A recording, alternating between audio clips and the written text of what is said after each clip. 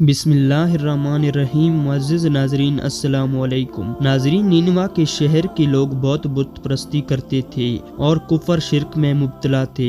حضرت یونس علیہ السلام نے ان لوگوں کو ایمان لانے اور بت پرستی چھوڑنے کا حکم دیا، مگر ان لوگوں نے اپنی سرکشی کی وجہ سے اللہ وجل کے رسول علیہ السلام کو جھٹلا دیا اور ایمان لانے سے انکار کر دیا۔ حضرت یونس علیہ السلام نے انہیں خبر دی کہ تم لوگوں پر عنقریب عذاب آنے والا ہے۔ یہ سن کر شہر کے لوگوں نے آپس میں یہ مشورہ کیا کہ حضرت یونس علیہ السلام نے کبھی کوئی جھوٹ بات نہیں کی ہے، اس لیے یہ دیکھو کہ اگر وہ رات کو اس شہر میں رہے جب تو سمجھ لو کہ کوئی خطرہ نہیں ہے، اگر انہوں نے اس شہر میں رات نہ گزاری تو یہ یقین کر لینا چاہیے کہ ضرور عذاب آئے گا۔ رات کو لوگوں نے یہ دیکھا کہ حضرت یونس علیہ السلام شہر سے باہر تشریف لے گئے۔ واقعی صبح ہوتے ہی عذاب کے آثار نظر آنے لگے۔ چاروں طرف سے کالی بادلیں نمودار ہوئے اور ہر طرف سے دھواں اٹھ کر شہر پر چھا گیا۔ یہ منظر دیکھ کر شہر کے باشندوں کو یقین ہو گیا کہ عذاب آنے والی ہی ہے، تو لوگوں کو حضرت یونس علیہ السلام کی تلاش جستجو ہوئی، مگر وہ دور دور تک کہیں نظر نہیں آیا۔ اب شہر والوں کو اور زیادہ خطرہ اور اندیشہ ہو گیا، چنانچہ شہر کے تمام لوگ خوف خداوندی عز و جل سے ڈر کر کانپ اٹھے۔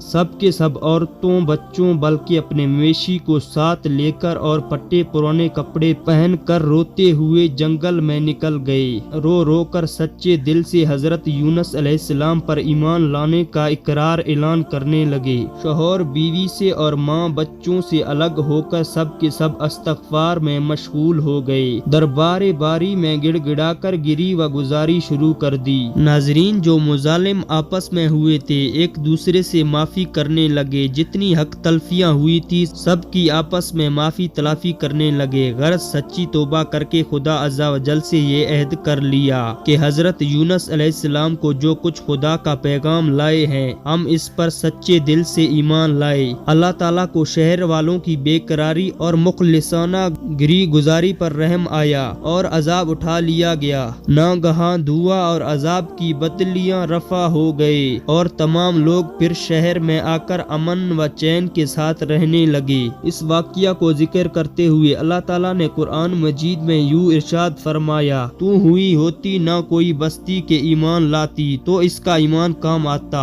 ہاں، یونس کی قوم جب ایمان لائے ہم نے ان سے رسوائی کا عذاب دنیا کی زندگی میں ہٹا دیا اور ایک وقت تک انہیں برتنے دیے۔ مطلب یہ ہے کہ جب کسی قوم پر عذاب آ جاتا ہے تو عذاب آنے کے بعد ایمان لانا مفید نہیں ہوتا، مگر حضرت یونس علیہ السلام کی قوم پر عذاب کی بدلیاں آ جانے کے بعد بھی جب وہ لوگ ایمان لائے تو ان سے عذاب اٹھا لیا گیا۔ طبرانی شریف کی روایت ہے کہ شہر نینوا پر جب عذاب کے آثار ظاہر ہونے لگے، حضرت یونس علیہ السلام باوجود تلاش جستجو کے لوگوں کو نہیں ملے تو شہر والے گھبرا کر اپنے ایک عالم کے پاس گئے جو صاحب ایمان اور شیخ وقت تھے۔ ان سے فریاد کرنے لگے تو انہوں نے حکم دیا کہ تم لوگ یہ وظیفہ پڑھ کر دعا مانگو، یا ایوہینا لا حیو و یا حیو یحیی الموتا و یا حیو لا الہ الا انتا۔ چنانچہ لوگوں نے یہ پڑھ کر دعا مانگی تو عذاب ٹل گیا، لیکن مشہور محدث اور صاحب کرامت ولی حضرت فضیل بن علیہ رحمۃ اللہ کا قول ہے کہ شہر نینوا کا عذاب جس دعا کی برکت سے دفع ہوا وہ دعا یہ تھی کہ اللہم انا ذنوبنا قد عظمت و جلت و انت اعظم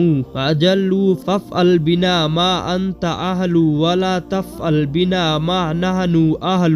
بہرحال عذاب ٹل جانے کے بعد جب حضرت یونس علیہ السلام شہر کے قریب آئے تو آپ نے شہر میں عذاب کا کوئی اثر نہیں دیکھا۔ لوگوں نے عرض کیا کہ آپ اپنی قوم میں تشریف لے جائیں تو آپ نے فرمایا کہ کس طرح اپنی قوم میں جا سکتا ہوں، میں تو ان لوگوں کو عذاب کی خبر دیکھ کر شہر سے نکل گیا تھا مگر عذاب نہیں آیا، تو اب وہ لوگ مجھے جھوٹا سمجھ کر قتل کر دیں گے۔ آپ یہ فرما کر حیرت سے شہر سے پلٹ آئے اور ایک کشتی میں سوار ہو گئے۔ یہ کشتی جب بیچ سمندر میں رہی پہنچی تو کھڑے ہو گئے کہ وہی کشتی سمندر میں کھڑی ہو جایا کرتی تھی جس کشتی میں کوئی بھاگا ہوا غلام سوار ہو جاتا ہے۔ چنانچہ کشتی والوں نے پرچی نکالا تو حضرت یونس علیہ السلام کے نام کا پرچی نکلا، تو کشتی والوں نے آپ کو سمندر میں پھینک دیا اور کشتی لے کر روانہ روانہ ہو گئے اور فوراً ہی ایک مچھلی نے اللہ کے حکم سے آپ کو نگل لیا اور آپ مچھلی کے پیٹ میں جہاں بالکل اندھیرا تھا قید ہو گئے۔ حضرت عبداللہ بن مسعود رضی اللہ تعالی عنہ نے فرمایا کہ یونس علیہ السلام اس مچھلی کے پیٹ میں 40 روز رہے۔ یہ ان کو زمین کی تہہ تک لے جاتی اور دور دراز کی مسافتوں میں پھراتی رہی۔ بعض حضرات نے 7، بعض نے 5 دن اور بعض نے 1 دن کے چند گھنٹے مچھلی کے پیٹ میں رہنے کی مدت بتلا دی ہے، مگر اسی حالت میں آپ نے آیات کریمہ لا الہ الا انت سبحانک انی کنت من الظالمین کا وظیفہ پڑھنا شروع کر دیا، تو اس کی برکت سے اللہ تعالیٰ نے آپ کو اس اندھیری کوٹڑی سے نجات دی اور مچھلی نے کنارے پر آ کر آپ کو اگل دیا۔ اس وقت آپ بہت ہی نفیس کمزور ہو چکے تھے۔ حضرت یونس علیہ السلام کی اس دردناک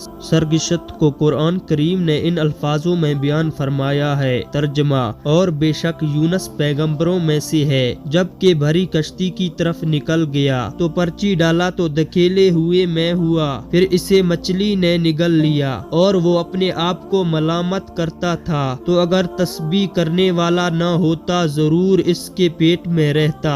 جس دن تک لوگ اٹھائے جائیں گے پھر ہم نے اسے میدان پر ڈال دیا اور ہم نے اس پر کدو کا پیڑ اگایا اور ہم نے اسے لاکھ آدمیوں کی طرف بھیجا اور ان میں زیادہ تو وہ ایمان لے آئے تو ہم نے انہیں ایک وقت تک برتنے دیا۔